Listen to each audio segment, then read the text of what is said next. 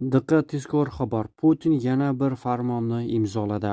Assalomu alaykum qadrli mehmon. Videodan to'liq xabardor bo'lish uchun videoga like va podpisyasiya tugmalarini bosib qo'ying. Rossiya prezidenti Vladimir Putin imzolagan yangi qonun qabul qilindi. Hujjat Rossiya armiyasida shartnoma asosida xizmat qilgan va jangovar operatsiyalarda ishtirok etgan chet elliklarga tegishli. Rossiya Federatsiyasi Jinoyat protsessual kodeksiga kiritilgan o'zgartirishlarga ko'ra, Rossiya armiyasida shartnoma asosida xizmat qilayotgan va jangovar harakatlarda qatnashgan xorijiy fuqarolarni jinoiy javobgarlikka tortish uchun boshqa davlatlarga ekstraditsiya qilish mumkin emas. Boshqacha aytganda, agar bunday shaxs Rossiya hududida bo'lsa, hatto uning vatanida jinoiy ish ochilgan bo'lsa ham, Rossiya uni o'z mamlakatiga topshirmaydi. Qonunlar o'rtasida ziddiyat. Muammo shundaki, Markaziy Osiyoning ko'plab mamlakatlarida fuqarolarning chet eldagi qurolli mojarolarda ishtirok etishi og'ir jinoyat hisoblanadi.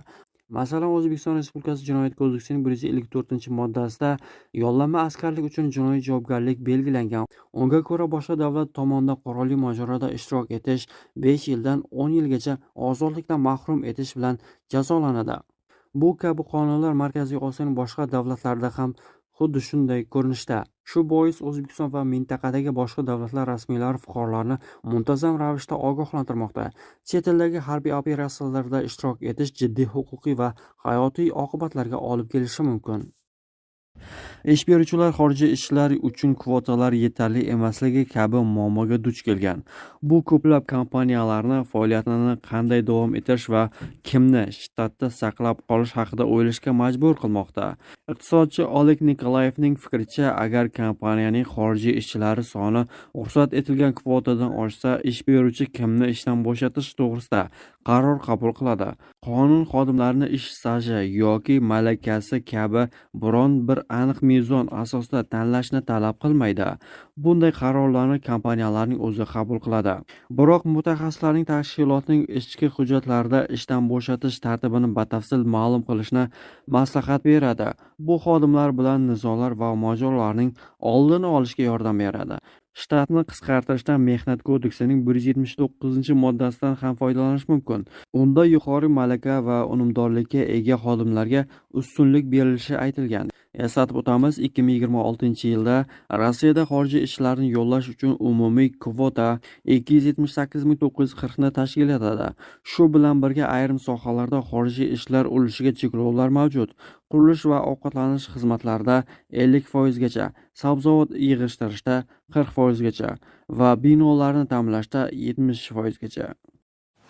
Rossiyaga RUID ilovasi orqali oldindan ariza berib 125 ming xorijlik kelgan. Ilovada ro'yxatdan o'tib, keyin Rossiyaga kelish tartibi 2025-yil 30-iyundan boshlanishi kerak edi.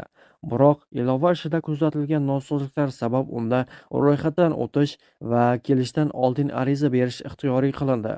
Endi 2026-yil 1-iyuldan boshlab aniq majburiy bo'lishi kutilmoqda. Migratsiya agentligi xorijda ishlayotgan o'zbekistonliklarga moddiy va huquqiy yordam ko'rsatilishini eslatdi.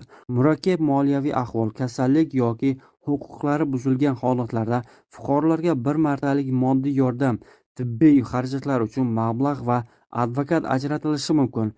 Zaruriyat tug'ilganda vatanga qaytish chiptasi ham taqdim etiladi. Xorijda ishlash davringizda migratsiya agentligi tomonidan beriladigan imtiyozlaringiz haqida bilasizmi? Bilmasangiz videoni ovozini balandroq qiling. Agar siz murakkab moliyaviy ahvolda bo'lsangiz, bazaviy hisoblash miqdorining 3 baravaridan 5 baravarigacha bir martalik moddiy yordam olishingiz mumkin. Shuningdek, qiyin vaziyatlarda arizangizga muvofiq O'zbekistonga qaytish chiptalari ham olib beriladi. Og'ir kasallik yoki baxtsiz hodisaga uchragan bo'lsangiz, $1000 dan 1,5 ming AQSh dollarigacha tibbiy xizmat xarajatlari to'lab beriladi. Yashash joyisiz qolgan bo'lsangiz, 30 kungacha hostellar bilan ta'minlanasiz. Xotin-qizlar va ularning farzandlari ham og'ir vaziyatda vataniga beg'araz olib kelinadi. Eslab qoling. Zo'ravonlikka uchrasangiz yoki ishdagi huquqlaringiz buzilsa, sizga advokat ajratiladi va xizmatlari uchun shartnomaga muvofiq $3000 to'lab beriladi. Bundan tashqari noqonuniy deportatsiya, jarima, ushlab turish kabi ma'muriy ishlarda ham huquqingiz advokatlar tomonidan himoya qilinadi. Buning uchun siz migratsiya agentligi va uning o'zingiz bo'lib turgan davlatdagi vakolatxonalariga murojaat qilishingiz kerak. Chet elda ishlayapsizmi? Bizni aloqa vositalarimizni doimo yodda saqlang. 1282 qisqa raqami yoki Telegramda orqali 24 ga 7 rejimda. Huquqiy yordam Uzbot orqali murojaat qiling. Vakolatxonalarimiz raqamlarini post ostida qoldiramiz. Videoni xorijda ishlayotgan yaqiningizga yuborib qo'ying. Balki unga ayni damda yordam kerak. Putin Rossiya hukumatidan Yevropaga gaz yetkazib berishni to'xtatish masalasini ishlab chiqishni so'radi. Uning aytishicha, bu masala Yevropa ittifoqi cheklovlari kuchga kirishini kutmasdan hoziroq ko'rib chiqilishi kerak. Agar ular yaqin orada o'zlari bu gaz olishdan voz kechmoqchi bo'lsa, nega biz kutishimiz kerak? Balki hoziroq chiqib ketib, boshqa ishonchliroq bozorlarda o'rganishimiz ma'quldir. Bu mening ovozli fikrlarim, dedi Rossiya Federatsiyasi prezidenti. Rossiyada birinchi martadan boshlab yangi qonun kuchga kirdi. Unga ko'ra, agar mintaqa migrantlarni yollashga cheklov yoki kvotalar qo'ysa, ish beruvchilar xorijiy ishchilarni ishdan bo'shatish huquqiga ega. O'zgarishlar mehnat kodeksiga kiritildi. Ilgari xorijiy ishchi faqat federal qonunlar, prezident farmonlari yoki hukumat qoidalari bilan belgilangan sabablarga ko'ra ishdan bo'shatilishi mumkin edi. Endi bunga mintaqaviy hukumat qarorlari qo'shildi. Bu shuni anglatadiki, agar mintaqa yoki hudud migrantlar soniga cheklov qo'ysa, ish beruvchilar bunga rioya qilishlari shart. Mintaqaviy kvotadan oshib ketish katta miqdorda 800 mingdan 1 million rublgacha jarimaga olib kelishi mumkinligini aytgan. AQSh Eron Isroil urushi o'zbekistonliklarni ham sarosimaga soldi. O'zbekiston TV Yaqin Sharqdagi keskin vaziyat yuzasidan bayonot berdi. Vazirlik tomonlarni vazminlikka chaqirib, harbiy, siyosiy hamda gumanitar jihatdan oldindan aytib bo'lmaydigan oqibatlarga olib kelishi mumkin bo'lgan xavfli keskinlashuvdan tiyilishga undadi.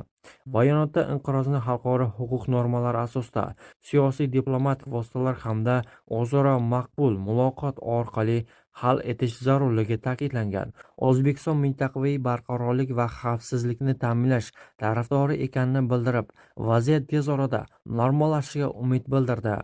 Yaqin Sharqdagi urush fonida 48 nafar o'zbekistonlik Doha aeroportida qolib ketdi. Qatar havo hududining vaqtincha yopilishi oqibatida Toshkentga qaytayotgan 48 nafar o'zbekistonlik Doha aeroportida qolib ketdi. Bu haqda mamlakatning Dohadagi elchixonasiga tayanib Dunyo axborot agentligi xabar berdi.